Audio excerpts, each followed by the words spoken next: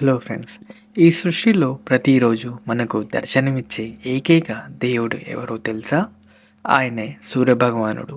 ఈ వీడియోలో సూర్యభగవానుడు ఎవరు, పురాణాల ప్రకారం ఆయన మహిమ, సూర్య ఆరాధన వల్ల కలిగే ఫలితాలు, మకర సంక్రాంతి ప్రాముఖ్యత అన్నీ వివరంగా తెలుసుకుందాం. పురాణాల ప్రకారం సూర్యభగవానుడు ఈ సృష్టిలో ప్రత్యక్ష దేవత.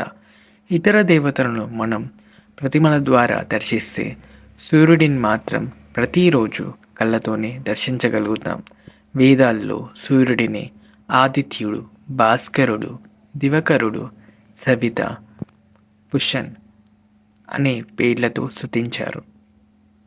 ఋగ్వేదంలో స్పష్టంగా చెబుతుంది, సూర్యుడు లేకపోతే కాలమే లేదు.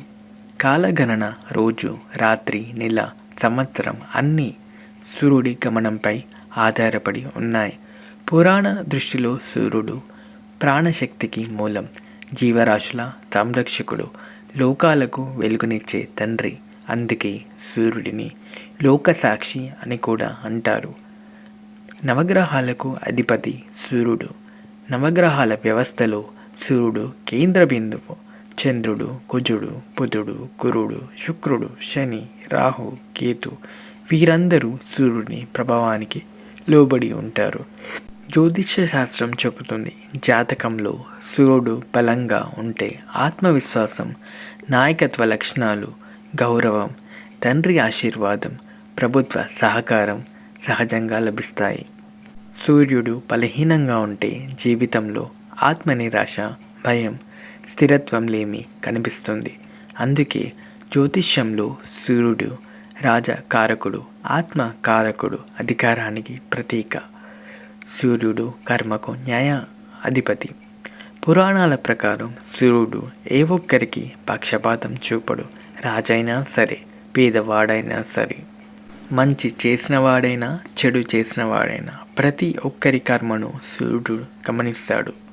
సూర్యుని కిరణాలు సత్యాన్ని దాచలేవు, అసత్యాన్ని కప్పిపుచ్చలేవు.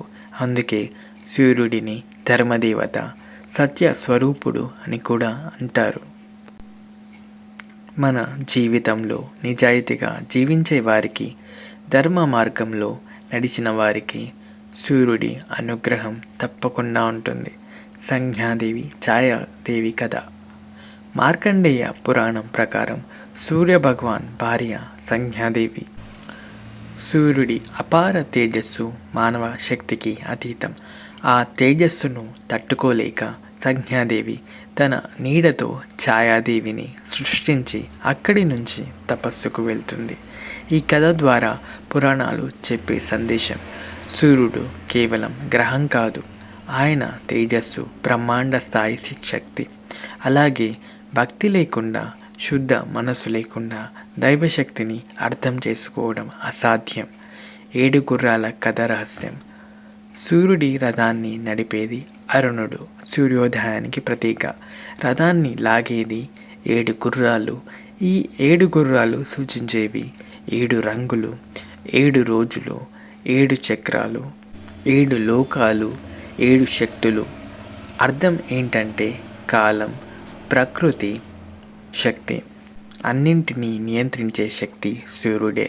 సూర్య నమస్కారం తపస్సు. స్కంద పురాణం ప్రకారం సూర్య నమస్కారం శరీరానికి మాత్రమే కాదు, మనసుకు ఆత్మశుద్ధి చేస్తుంది. ప్రతిరోజు సూర్య నమస్కారం చేయడం వల్ల రోగ నిరోధక శక్తి పెరుగుతుంది, నెగిటివ్ ఆలోచనలు తొలగిపోతాయి, ఆత్మవిశ్వాసం పెరుగుతుంది, కర్మ బంధనాలు క్రమంగా తగ్గుతాయి.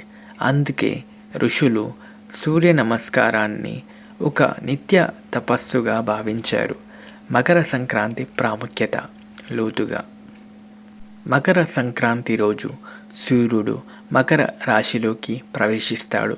ఈ క్షణం నుంచే ఉత్తరాయణ పుణ్యకాలం ప్రారంభమవుతుంది. పురాణ విశ్వాసం ప్రకారం ఇది దేవతలకు పగలు మొదలయ్యే సమయం. ఈరోజు చేసిన సూర్యారాధన, దానం, పూజ, స్నానం 1000 రెట్లు ఫలితాన్ని ఇస్తాయి. అందుకే భీష్ముడు కూడా ఉత్తరాయణం వచ్చే వరకు దేహత్యాగం చేశాడు. సూర్య ఉపాసన వల్ల లాభాలు. సూర్య భగవానుని నిత్యం భక్తితో పూజిస్తే ఆరోగ్యం మెరుగవుతుంది, కంటి సమస్యలు తగ్గుతాయి, ఉద్యోగ విద్య ఆటంకాలు తొలగుతాయి, ఆత్మవిశ్వాసం పెరుగుతుంది, జీవితంలో వెలుగు వస్తుంది. ప్రతి ఉదయం తామ్ర పాత్రలో నీటితో అర్ఘ్యం ఇవ్వడం అత్యంత శ్రేష్టం. ప్రతిరోజు ఉదయించే సూర్యుడు కేవలం వెలుగు కాదు, మన జీవన శక్తి. ఆయన ఆశీర్వాదాలతో మీ జీవితాలు ఆరోగ్యం, ధైర్యం, విజయాలతో వెలుగు నిండాలని మనస్ఫూర్తిగా కోరుకుంటూ ఈ వీడియో మీకు నచ్చితే లైక్ చేయండి, షేర్ చేయండి, మా ఛానల్ని సబ్స్క్రైబ్ చేయండి. ప్రతిరోజు సూర్యునికి అర్ఘ్యం ఇస్తారా? కమెంట్ బాక్స్లో కమెంట్ చేయండి. Thank you so much for watching.